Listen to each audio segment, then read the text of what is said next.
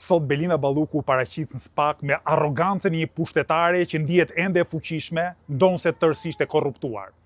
Belinda Balluku sot do duhet të ishte arrestuar, ose minimalisht mos ishte më ministre dhe zëvendës kryeministre.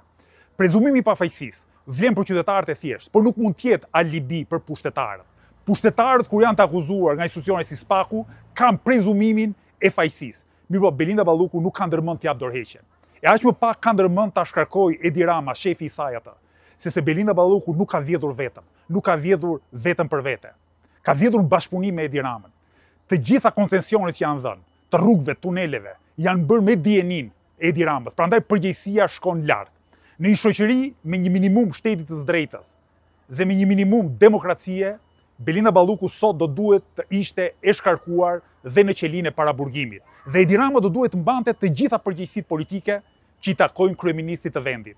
Ka qytetarë shqiptarë që vuajnë në paraburgim edhe për vjedhjet vogla, edhe kur vjedhin pa kushqim për të mbushur barkun, edhe kur vjedhin autobus.